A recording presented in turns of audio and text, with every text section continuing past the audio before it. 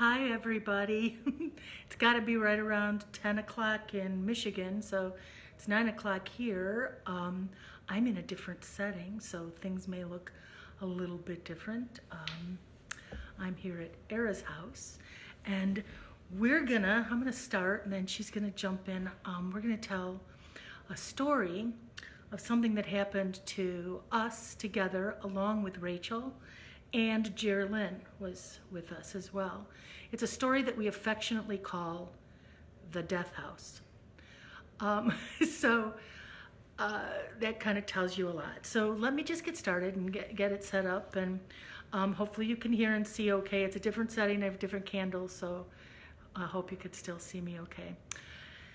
Anyway, so this was a long time ago. It was in the 90s, like 98 or something. It was right after Jerlyn and Rachel had just graduated from high school, and they hatched this scheme that the two of them should together move to Boston and live in Boston for a while together. And so they wanted to go to Boston and find a place to live. Now, I was teaching, so I had a long weekend. I can't remember what the holiday was, but I just had a long weekend, which was 3 days. And our plan was to drive out there and then spend a day looking at apartments and then drive back on the third day. So the first day we set out and we drove out there, and this was before Siri or Google Maps. What we did is we got on the computer and printed out a bunch of MapQuest maps. So we had this stack of paper maps on where we were going and where we needed to get to. Now, on MapQuest, it doesn't seem as far as it does when you're on the highway. I had a cousin who lived in Cape Cod, and she had just moved out there from California. And so when we said that we were coming to Boston, she said, "You should come stay with me." And so we called and said, "We're coming out, and can we stay with you?" And she said, "Please, that'll be great. You could stay here, and then you can go into the city and do what you need to do and come back and spend the night here." So I'm thinking, oh, that's great. I didn't want to have to spend money on hotels. Now, I have to tell you that in this group of four, I was the only driver. And so we left Michigan and drove like 13 hours. And it was so far. And then once we got to Massachusetts, it starts raining, and it's, when it's dark on the highway and it's raining and the road is wet and you can't see, and I am so tired, and I'm trying to just not hallucinate, I'm trying to keep us on the road and get us there. And then we get up on Cape Cod, and we're following these directions on this MapQuest, and you can't see road signs, so you're not sure where to turn. And we ended up going back and forth on these windy little roads that wind up Cape Cod, and having to backtrack a couple times and look for the roads and try this one and try that. It was a mess. I was just a wreck. We were all exhausted, and we were kind of testy, I think. Well, not as testy as on the way home, but we were testy. And then we finally find this little side road that's a winding side road, and it's called, I think, Battlefield Lane. And we are looking for addresses, and we finally find the address that we're looking for. And we pulled into the driveway, and I took one look at this house, and I was like, oh no, I'm not going to be able to sleep here very well. The house was a house that she was renting when she first moved there, while she looked for her own place, a place to buy. She moved from LA, I told you that. So this house was over 200 years old. It was a real colonial house. It had an addition built on with like a bedroom and a family room off to one side. But when we pulled into that driveway and I looked at that door and I looked at that house, I was like, oh, okay, here we go. And we just grabbed her overnight stuff. Now, by this time, it's after midnight. It's probably close to 1 o'clock. And we get out of the car, we knock at the door, and Lori comes and greets us, and she's like, "Oh, it's so good to see you." Now we find out that she has a cat, and I'm really allergic to cats. So I'm thinking, this is going to be even more intense because I don't have, I'm really allergic to cats. But she said the cat, they had just moved in not too long before, and there was a room upstairs that she was using as a storage room that she always kept the door closed because there was stuff in there and she didn't want the cat in there. So she said, you could sleep up in there and the cat's just never in there. You should be just fine. So I'm like, oh, phew, that will be great. So I think that night when we got there, she had fresh baked peach pie or something and wanted us each to have a piece of pie. And so we're just talking for a few minutes, and Lori is, I love her so much. She is the most friendly, hospitable, kind person you would ever want to meet. And she has a lot to talk about. She's living alone, so she wants to chat and ask about our trip. And I'm just like, please, I just have to go someplace and close my eyes for about 3.5 days. So she shows us the rooms. And that first night, we were all just absolutely whipped. To get to the rooms, it was upstairs of the original part of the house. So you go up this set of stairs, and then the stairs stop, and to one side, or right in front of you, is like a linen closet kind of thing, and then to the right was the room, and the left was a little room. Okay, so then to the left there was this small room, which was the room that I was going to stay in. And as we're going up the stairs, we've all got this uh-oh kind of feeling. And so we put our stuff, I put my stuff there, and Era immediately announces, I'm sleeping with Mom. So there's this, a double bed or something in there, and we're going to sleep in that bed together. And then the other way, you go up the stairs, and it's an attic room. This is bouncing all over the place. It's a different setup. And the attic room had where the roof comes down and in, and it had two low doors, like crawl space doors, that were literally nailed shut. It was like crawl space storage stuff or something, but those were nailed shut, those two separate doors. And there was one bed to the right, and there was another bed to the left. I think there were 3 beds up there, but Era decided she wanted to sleep in with me. And then at the far end of the room, this big attic room, there was a dresser with a big mirror on it and a rocking chair there. So everybody was just so tired, but they asked, they asked, are there ghosts here? Is this place haunted? And my reply was something to the effect of, there's nothing here that is going to hurt you. You'll be safe. There's nothing here that's going to hurt you. And that was the best I could do, because I wasn't going to lie to them, because yes, it was haunted. It's hard to explain, because I've been in so many different places that are haunted, that have ghosts in them. This place was really different. I'm wondering if it's just the age, or it was like it had layers of energy on it. And so often, there's energy in a place, and then somebody else moves in and that clears out and it's replaced by the new energy. Well, this is like hundreds of years of layered, one on the other energy. Some good, some not so good. And it was like these conflicting vibrations of this energy throughout the place. And I thought to myself, and this was a number of years ago, before I had really felt confident in putting up protections, and I had to use my own personal energy for protection, which is exhausting. Fortunately, I've learned how to not have to use my own energy, but to pull stuff through for protection. But that night, we all got in bed, and I heard, it seemed like everybody, the girls upstairs, said they just fell right to sleep. They were so exhausted. I don't know if Era went to sleep, but I lay in that bed, and there was just boop, boop, boop, boop, boop, up the stairs, and then boop, boop, boop, boop, down the stairs. Footsteps up and down the stairs throughout the night. And so I would try to doze. I would push out my breath, and I called on my angels, and I said, please keep us all safe here. and tried to sleep and barely slept. Now, remember, this is after driving the whole day before, and I'm going on probably 2 hours of sleep. So now we have to, and everybody slept okay. And in the morning, we got up, we had some breakfast, and then we got in the car and drove into Boston with our MapQuest pages to go find all these different apartments. And the idea is that when we would go in there, they wanted me to tell them if the place was haunted before they asked for a lease on the place.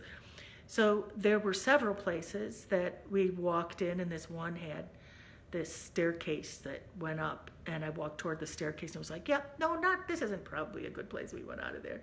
But then they found a place that seemed relatively, everything has ghosts and energy, but it seemed like it was calm and okay. And so they talked to the property person and said that they had just graduated, and he says, oh yeah, did you graduate from Boston or something? Oh no, we just graduated high school. Well, they didn't get the lease. Hold on a second, I gotta get a sip. Anyway, so we did this all day. We went from apartment to apartment to apartment. And then we had to drive the pretty much hour back out to where Lori lived out on the Cape. And I didn't know where I was going again. It was so, and I knew we were going back there, but now it's not as late. It's nighttime when we got there, but it wasn't as late. So we hung out and visited a little while, and then it's time for bed. And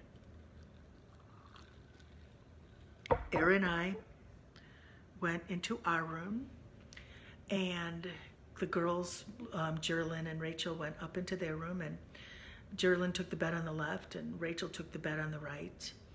And after Erin and I are just laying quietly in bed, and we hear Rachel or Jerlyn say, would you guys keep it down there? And we're like, we're not making any sound. And they said it sounded like we were just walking all around, that there was just somebody walking all around. Would you settle down there? They couldn't sleep. They kept hearing this walking all over the place. So they had a little clock radio or something there, something that played music or sound, and decided to put that on. And when they were in their beds, Rachel, all of a sudden, she says, do you smell that? And she's like, it smells like peaches, like really like peach nectar or something. Can you smell it? And she's sniffing, and then she goes, oh my God, what is that stench? And she, of course, blames Jerry Lynn for the gas. She says, are you farting? And Jerry's like, no, what? She says, do you smell that? And Jerry Lynn couldn't smell a thing. She's like, what? I don't smell anything. And Rachel said it smelled like a deer carcass was next to the bed. It went from this sweet peach nectar smell to this just rotting flesh smell that was overwhelming where she was in that corner of the attic room. And so she decided she wasn't going to stay in that bed because it just smelled terrible. She was thinking maybe something died in one of those, bats or something in one of those locked cupboards that were on her side, and she just had to get away from that terrible smell of death. And so she went and climbed in bed next to Jerry Lynn. So now there's 2 empty beds and 4 people in 2 beds.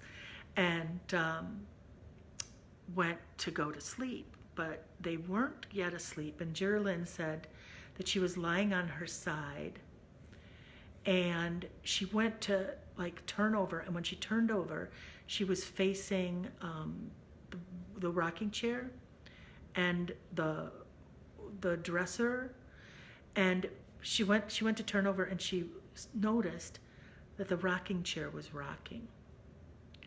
And when she noticed that, suddenly she felt as though something was rushing toward her and started at her feet, and she could not move. She was frozen. Now she was awake. This was not sleep paralysis. She said she couldn't feel it, and it started slow, and then all of a sudden, it was on her chest, and she couldn't move, and she couldn't breathe. And Rachel was in the bed facing the other way, and she heard Jerry Lynn gasping for air, going, And when she turned and looked at her, she said her eyes were wide open and just like staring like through her or past her. And so Rachel just called out, "Mom!" And I was ready. I was wide awake. I was already wide awake. And I went flying up those stairs as fast as I could go. Era was right on my heels, I believe, weren't you? Mm-hmm. And went flying into that room. And I think what Jerlyn said is that when Rachel called for me, it broke whatever was holding on to her. And I went up in there, and they were like freaking out. Everybody was freaking out. Lori's bedroom, fortunately, was way on the other side of the house, and she couldn't hear any of the shenanigans at any time, so that was good. But I sat on the bed with them for just the longest time, and it was really intense. And once again, I tried to calm things, calm them, calm all the energies in that house somehow, do that mom thing where, it's going to be okay, we're going to be okay. And then everybody kind of got back in beds, and all night long, there was this ruckus going on outside. It sounded like what I thought was that she had nearby neighbors, through the backyard, and that they were having a really late night party, and people had been drinking too much, and there was like fighting. It was sounds of distress and shouting, and you couldn't understand anything anybody said, but it was lots of voices, and it was lots of voices with all this shouting and carrying on and just disturbing sounds. It was a kind of thing that if we had had cell phones, it was before cell phones, if we had had cell phones, I probably would have dialed 911 and said that somebody is getting beat up back there or something. But we didn't have phones, and we didn't share any of the information. Turns out we all heard that stuff. So all night long, it was the most restless night ever. And then in the morning, when I looked out the window, there was woods behind. There was not a close house. The house was far from any other neighbors. Wasn't it raining that night too? So people weren't having outdoor parties. And we just heard these very distressing shouts and just very ruckus, this big ruckus going on out there. And asked Lori if she'd heard the neighbors the night before, and she said, "No, I don't, I didn't hear anything."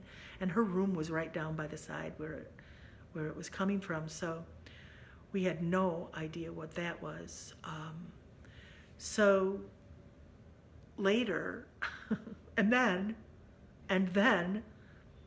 I had to drive all the way back home to Michigan. It was harrowing. I was physically, emotionally, and spiritually drained, and had to drive 13 hours or more straight through to get home in time so I could get up in the morning and go to school. It was terrible. So later on, we did a little research to, we did have computers because we had those MapQuest maps. So we looked on the big fat monitors with the giant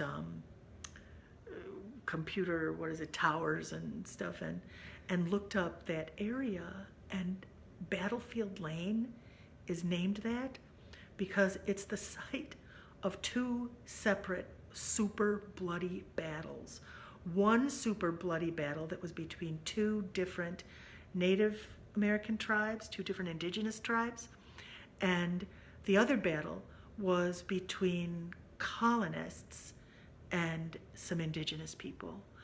Two extremely bloody battles in the same place. So this layering of energy was just intense and heavy, and I'll bet it's still there. I've never been back to the house. I've been back to the Cape, but not to the house. I mean, Lori didn't stay there all that long. She found a house that she was able to buy and move in and be near her daughter and her family. And Yeah, so that's the story of the death house. And since I just told the story of a death house, I'm here at Era's house, and she is going to tell you a story of her death house, which was really a death house. So I'm going to scoot over and introduce my daughter, Era, for those of you who don't know her, who's going to tell all about a house in Traverse City that really and truly was a death house. So let me scoot you over. You scooch in. Okay, hi everybody. So this was one of the more interesting stories that I have, because you don't often have a kind of a spiritual experience like this that eventually gets validated by other people who didn't have the experience. So this happened around 2007 when I was going to school in Traverse City, and I had begun renting a house near the Northwestern campus up there.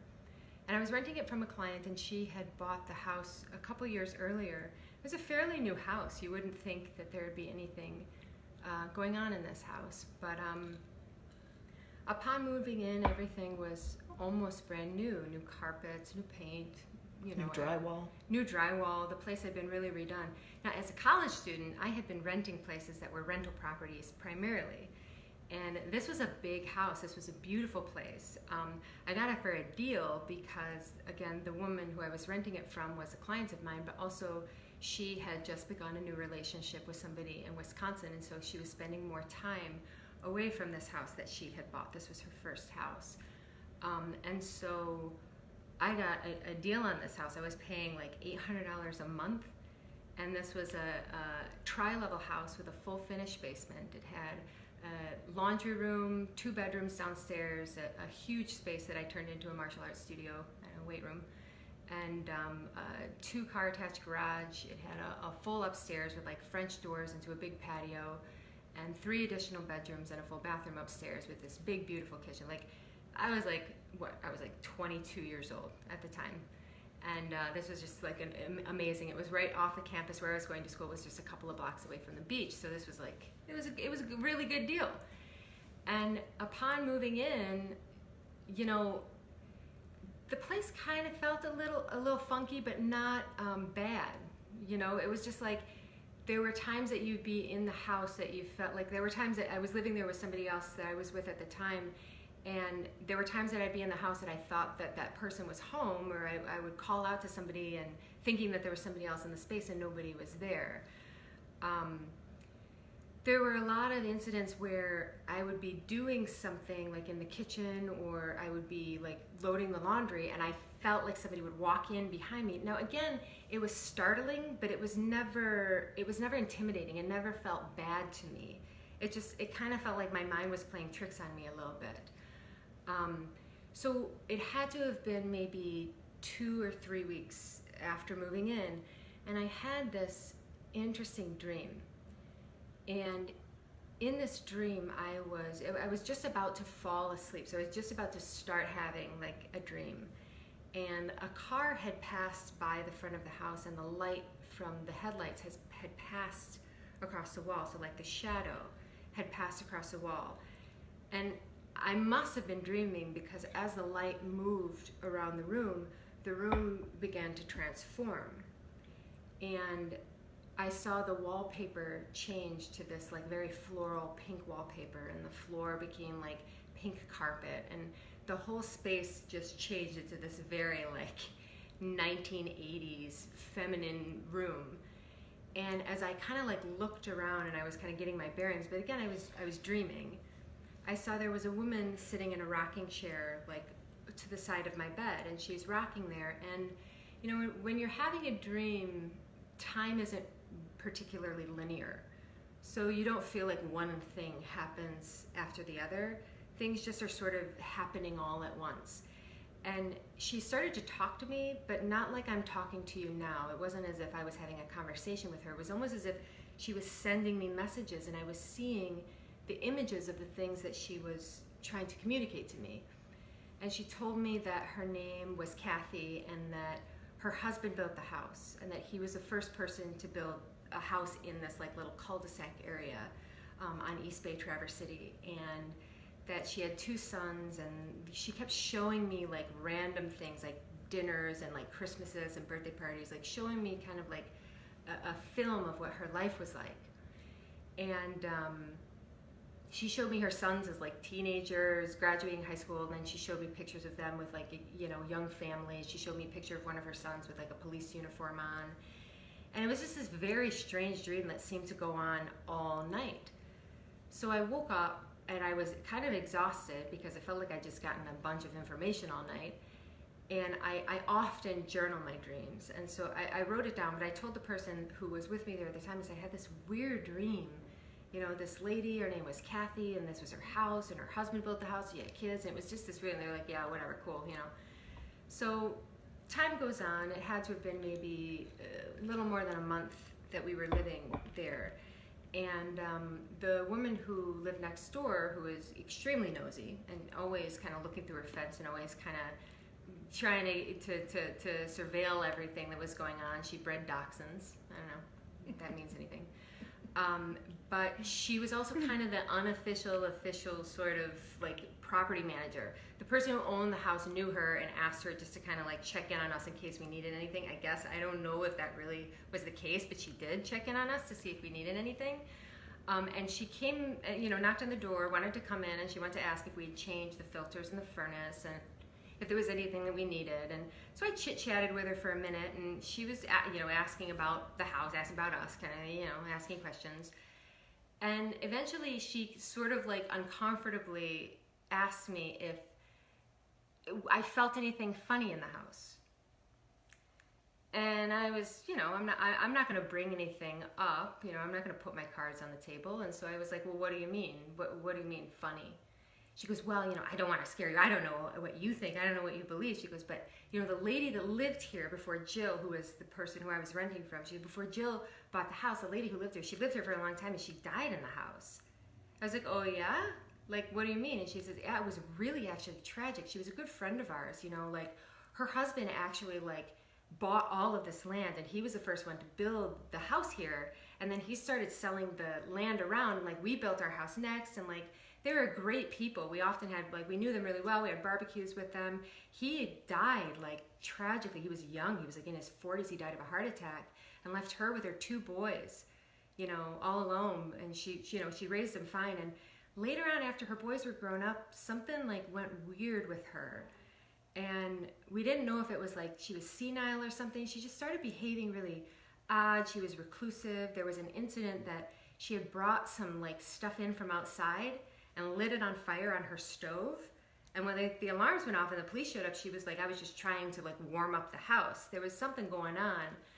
And, you know, later that summer, apparently, nobody had seen her for a couple of days, and the neighbors were a bit worried, and so they knocked on the door, nobody answered. They didn't want to go in, and so they called the police to do a wellness check, and the police came by, and eventually they went into the house, and they found her in the basement, in one of the bedrooms in the basement, and she had died at least a couple of days earlier, and her body was in a pretty severe state of decay because it was summertime, and she didn't have any air conditioning on or anything, and there was mold all over the carpet and the walls, which is why they had gutted the place.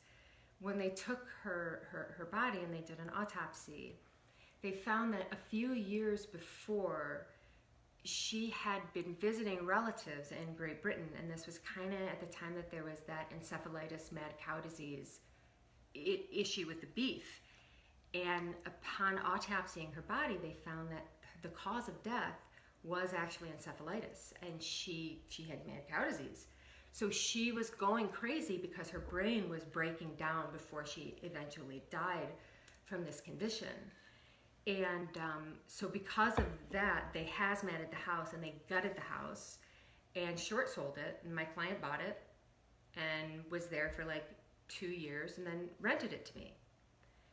And so this lady comes over, she tells me all this stuff, and I'm like, oh wow, great, you know.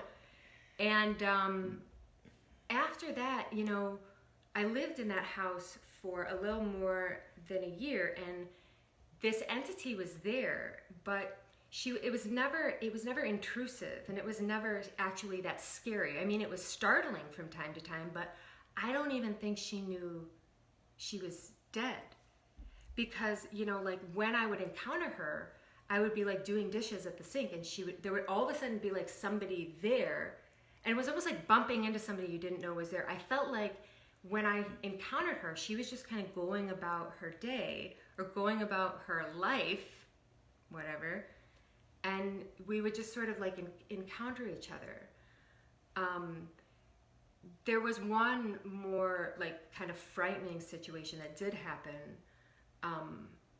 That it wasn't, I don't think it was frightening in the sense that it was like bad energy. It was just frightening in the sense that it was pretty intense. Was one morning I'd gotten up and I'd opened all of the curtains on the first floor to let the sun in, and I was going to start laundry and go to the grocery store and like clean the house for the day, like do, you know, work around the house. So I got up and I opened the curtains, and I went downstairs, and I was downstairs for not even, I was home alone. I was downstairs for not even maybe 5-10 minutes. And I came upstairs and all the curtains had been redrawn. And that was a bit startling to me. That made me a bit uncomfortable. I did also have somebody, a good friend of mine, who was watching my dog while I was out of town, and he came into the first level door. I'd given him a key. He got in there late after work or something, and when he came in, I got a phone call from him late in the night when he'd gotten there, and he told me that he was really uncomfortable to go into the house because he tried to go in, and as soon as he walked into that door, he felt a real serious, like, threatening energy pushing him out of the house. And I told him, just go in there and just announce yourself. Say you're watching the dog, and hopefully she'll leave you alone. But in that situation, it was kind of like, sharing a space. It was kind of like having a roommate, sort of. It wasn't scary, but there were situations that were a little overwhelming. But what was strange to me was the dream that I had, and then having the neighbor come and validate so much of what I had already written down weeks before. And then another situation happened months after this, like in the winter after we'd lived there, and the person who I was living with at the time was working at a restaurant, and he'd gotten a ride home from somebody that he worked at the restaurant with, and this person was older, much older than us at the time, in his 40s, and when he dropped the person off at the house, he's like, oh my God, man, he's like, you live at this house? And he's like, yeah. He's like, how long have you lived here? He's like, just a couple years. He's like, man, I went to high school with the two guys that grew up here. Like, they were good friends of mine. He said, we had wild parties. Like, I partied in that house so much. And he said, the weirdest thing is, like, one of these guys that was, like, really wild in high school, like, he's a state cop now. And that was one of the things that she showed me. She showed me that her son was, as a teenager, and then she showed me a picture of him as a police officer in the dream. And I had all of this written down. And so it was one of those situations that's like, I don't know what you make of it.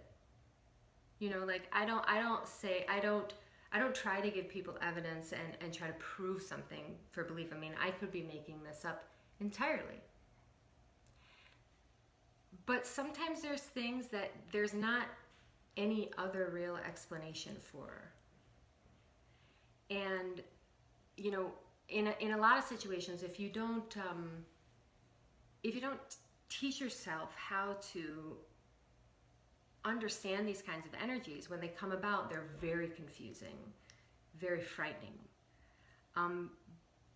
But they exist, as far as I'm concerned.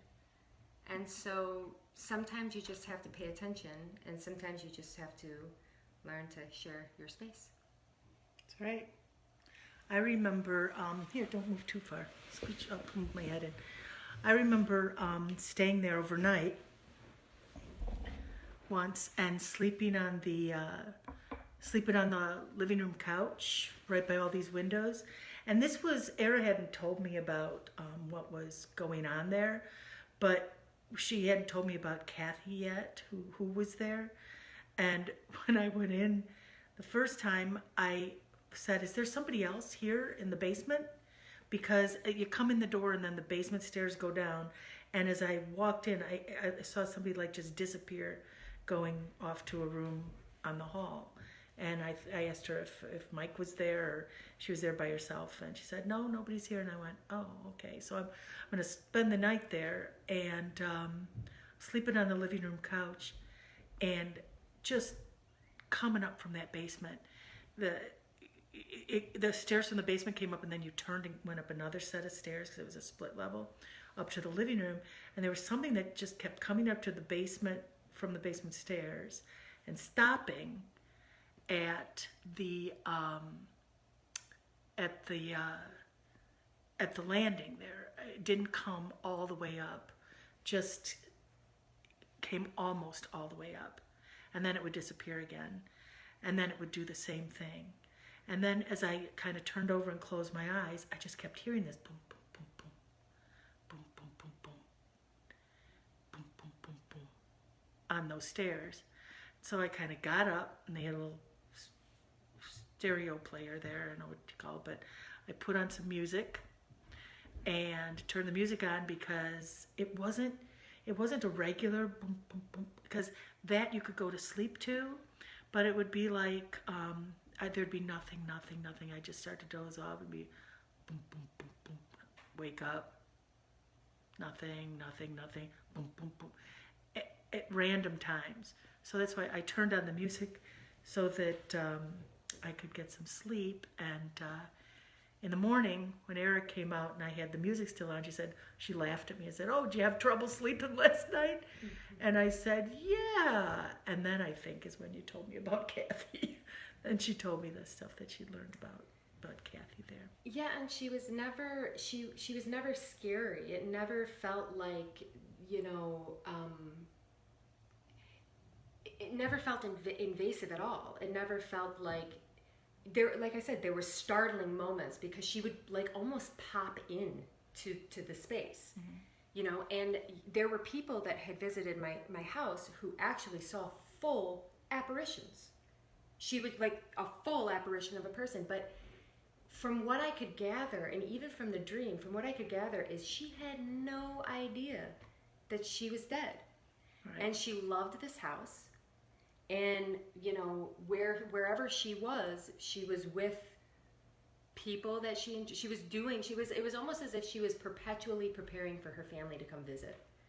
That's what it felt like. And she'd just kind of pop in and pop out.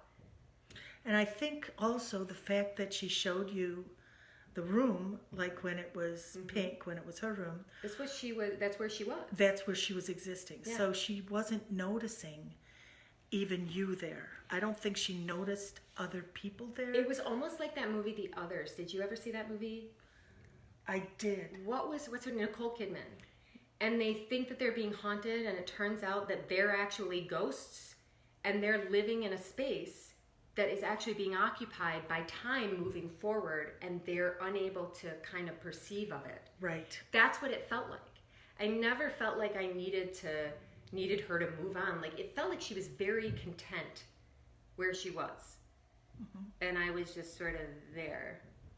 So do you think that people who've lived there since perceive her? I don't see how you couldn't. Yeah. Because it wasn't as if she wasn't haunting the place. She was existing there. She was just it's like her energy was existing. That might have been heaven to her. Yeah, that could be. I think a lot of hauntings are like that, where there is interaction clearly because she pushed the guy that was coming to take care of the dog out. That was she unfamiliar. Got spooked. So there has to be some contact and awareness there. But I think a lot of places are like that you see the stories of the old haunted houses and the house is completely torn down and wallpaper peeling off the walls and there is a ghost that still dwells in that place. I don't think they're in the place with the peeling wallpaper. I think they're occupying that space within a consciousness that is their own, of their own memory. So this whole linear time is right. Just doesn't doesn't exist after this dimension it is designed on the confines of matter, space, and time, and other dimensions probably aren't. They're confined by other things. Right. It's very interesting. So I don't know how long we've been talking. Can you look at your clock and see what time it is? You got 20 minutes. Oh, this is a really short one. So there was another, since I have Era here, I'll let her tell you another one of her stories. There was another death house that was malignant, that did have something that was dark in it. And this was also in Traverse City. And I remember going into this house, and you could feel it. It just felt angry. The house felt angry. The house felt like, have you ever walked into a room where two people have been arguing and they've stopped just before you're there, and you can just sense the tension and that there was something angry going on there a minute before? That's what this house felt like all the time. I perceived it as, because this is my kids living there, what I thought was that I was walking into an argument, that it was the people arguing and creating this energy of this place. But turns out there was more to that. You want to tell about that house on Kelly Street? Kelly Street, yeah. This one was a weird one because, like the house so this was a house that I actually was living in just before I moved into the house where Kathy was. So from one haunted house into another haunted house. That really sucked because I was actually really excited to move into the newer house that had been redone and all this stuff, because I didn't think that there would probably be any kind of energy there. But there was, but it wasn't problematic. The house on Kelly Street was strange because it wasn't like an entity. You didn't encounter something. There was just like a vibe there. Yeah. It wasn't a human ghost. There may have been a human ghost. I don't know, I don't know, I think that there are so many ways that things occupy space. And I think that there's you have residual hauntings, right? And even the Egyptians believe that there are two spirits, right, to a conscious being, and you have the Ka and you have the Ra, and the Ka goes through the process of transition, and the Ra maintains their energy here in Earth and goes through a process of spiritual integration in this dimension. So sometimes maybe there's that. In this particular house, though, it was just funky. It was always cold. It was always uncomfortable. There was always a level of tension there. And I remember when I first moved in, I had this weird dream. No, it's not, Beth. My folks' house isn't haunted. But there was, I remember, again, I perceive a lot of stuff through dreams. I listen to my dreams all the time because I think in my subconscious space I'm able to get to places that I don't get to in the physical space. So I had this dream that we were moving furniture in, and my brother was helping me move furniture, and something slid down the stairs and crushed him, and he died in this house. It was a horrible nightmare. And we moved into the house just fine. It was this very weird house. The electric was really old. It was a bit of a slum. It wasn't like a filthy house, but it was not put together well. The construction was really poor. It wasn't well maintained. It's a rental house. It was cheap. It was $20, and so I had that dream, and then we had gotten a bunch of these weird velvet paintings. I don't know if you've ever seen these velvet paintings. You can kind of put a black light on them, and they're these weird textured velvet paintings. And we had a bunch of them that my brother-in-law had given to us. We didn't have any decorations. I didn't have anything. At that age, you don't really have anything. And we had these weird velvet paintings that were gifted to us that we were going to decorate the basement. The basement was, somebody had done some work down there. Somebody tried to finish this basement and turn it into a hangout space, and it had wood paneling on all of the walls, and it had this weird funky tiki bar, that was built out, and it was like wall-to-wall carpet, and then there was like a laundry room down there. It was just really like, it just didn't make sense. It just didn't make sense. It was weird. But we put our living room in the basement because, again, I have to have my weight equipment, my martial arts equipment somewhere because, most of my living rooms and the places that I live turned into a gym. And so I had my weight set upstairs, and I had the basement was set up like a living room, and we went to put the velvet paintings up, and one of the velvet paintings was a picture of Jesus, and I am far from Christian, and it was just a decorative piece, but it was like a picture of Jesus like knocking on a door. It was like the hospitality test, right? And so we put it up on the wall with the other paintings, and nobody would touch it. Like I lived there, my boyfriend at the time lived there, my brother lived there. Nobody would touch these paintings, and if we were all out of the house at once at work or something and we come home, as soon as we coalesced down in that basement, first person downstairs would see that painting was off the wall, and it was usually leaning against the wall, was facing the wall, so you couldn't see it. And it started to become like this debate amongst the people that lived there, like who took the painting off, and I was a little bit of paranoia because it was like somebody is doing this. This just doesn't make sense. Now my dog Buddy lived with us at the time too, and Buddy was blind. He had one eye and he was blind. And I used to carry him up and down the stairs because he couldn't get down the stairs on his own. And I'd bring him down to the basement. As soon as you bring him down to the basement, and he would start being really like aggressive and like protective. He'd often walk into one particular corner opposite this weird tiki bar and growl at the corner. And you'd call him and he wouldn't come. He was fixated on growling at the corner. He'd be standing like 4 feet from the corner. And sometimes he'd look up at the ceiling and growl in this corner. But he was blind, so it wasn't like he was seeing anything. There were a few times in the house, and again, like we never saw anything. I never saw an entity there, like nothing. I never was able to validate that this was a haunt. I don't know what was going on there, but I'd be sitting in there with like my boyfriend at the time and my friend Chris, who lived with us for a little while. We'd be in the basement, we'd be talking about the painting, or we'd be talking about hearing footsteps upstairs, and you just get this panicked feeling, and we'd all flee from the basement, like literally run out of the house for no reason. It's just like you get this feeling, right? So another kind of crazy thing that did happen is when you'd walk into the back door, there was to the left, there was a step up, and it walked, if you went straight, you walked through the kitchen to a dining room, and if you turned, you'd have the kitchen was kind of this way.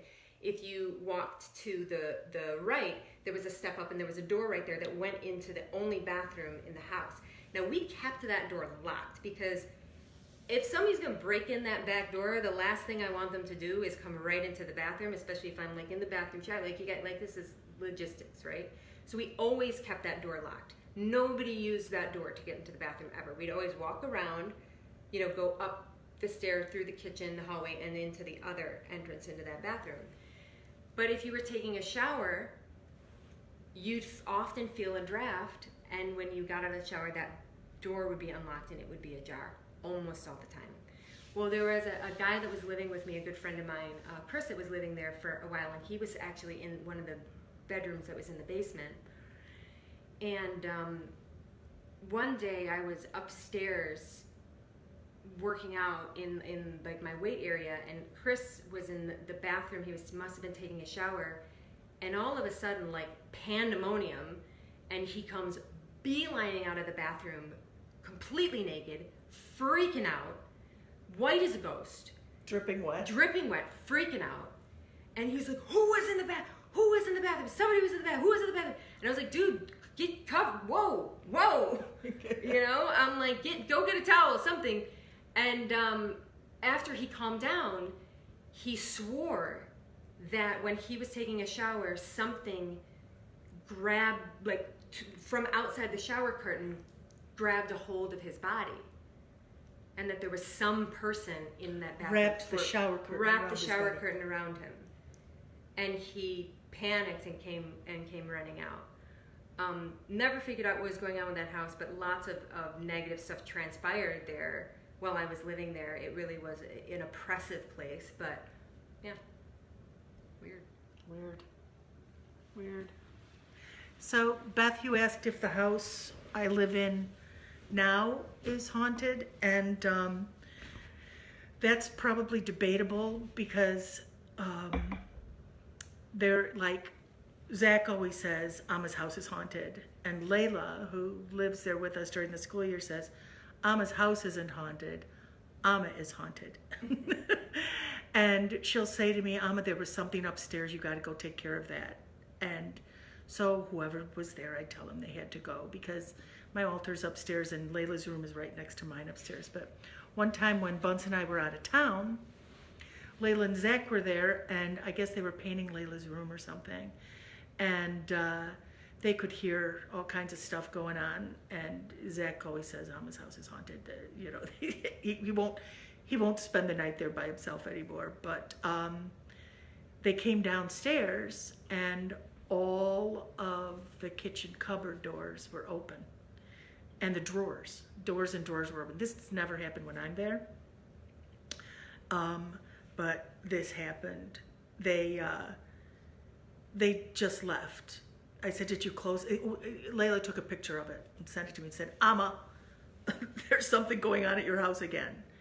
And so what that is things come through that are, things come through there. It's not haunted itself. There is no ghost that resides there.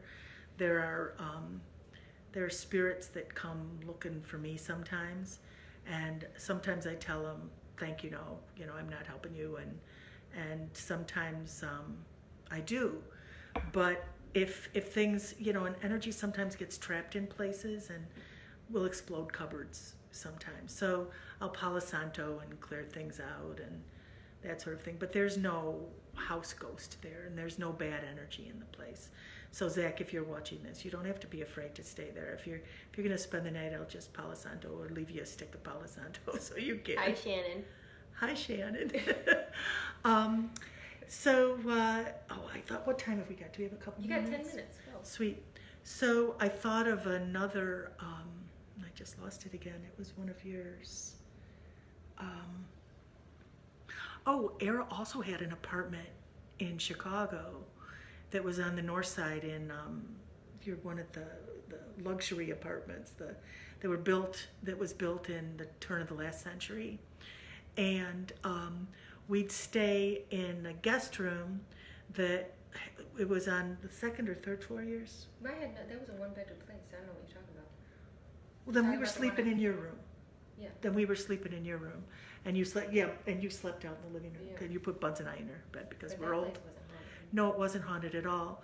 But early in the morning, I woke up and I heard sounds down in the courtyard. It had like an alley that ran through the buildings. It had these big iron gates and stuff that you couldn't get in it. Gated alley. Yeah, gated alley, and that's where the trash pickup was. And I woke up and it's just before sunrise, and I smelled something, and I thought, oh, maybe it's trash pickup because I heard clanking and stuff, but it didn't smell like trash. It smelled like horse manure. And then I heard the of horses' hoofs in that alley, and I could hear horses passing through that alley and stuff like they were picking up trash cans with horses. And so I just got out of bed, and there was nothing there. So I'm thinking what I heard and smelled was back when the garbage would be picked up by horse-drawn carts. Or when it was just a street. Yeah. Oh, I would think it was the apartment itself. Mm-hmm. Yeah. But anyway, so there were horses outside of there. There's also, well, I don't know if there's anything. Is there anything else you want to say since it's your? This is your show. Yeah, but you're the guest. I have a guest. Hey. Do you have any questions? Yeah. Does anybody have any questions? We have just a couple of minutes. If you want it, we want to do that again at the end of this. Yeah, I don't see any coming up. Well, we don't have to go the full hour if the stories are short. Mom wants to hang out. I do.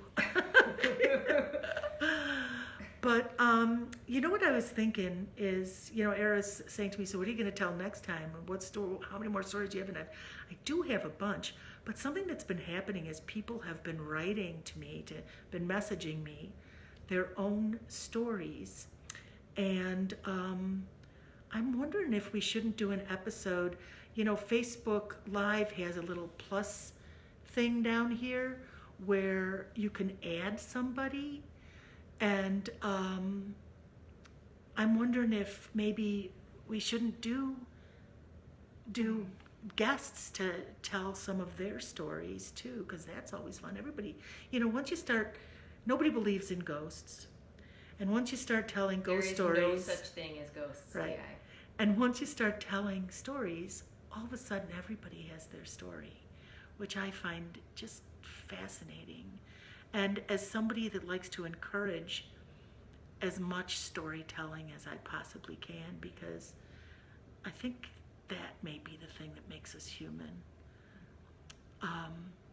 Our stories can be passed down from generation to generation and change and morph to fit where they are. But when we tell our own stories, the things that have happened to us, there's something really powerful in that. So think about that, and think about us maybe doing 1 week where we do something like that. If you're somebody who has a story and would like to do that, what we can do is maybe we could try to figure it out if anybody has ideas. You could message me, you could put it in comments. I'd be interested. And what we could do is maybe talk on the phone, and you can flesh out your story talking to me on the phone, and then I could push this little plus sign here, and you could tell your story, and we can maybe talk about it a little bit. I don't know. I'm making this up as I go. I'm not making up the stories, but I sure am making up this whole ghost stories with spooky Miss T.I. thing. So, well, anyway, I guess we'll finish up for tonight. It's been great spending time with you. It's been great spending time with you and being able to... Thanks for another episode of Spooky Miss T.I.'s Ghost Stories, Mom. Yeah, you're welcome. Thanks for contributing, and I'll see y'all next week. Bye.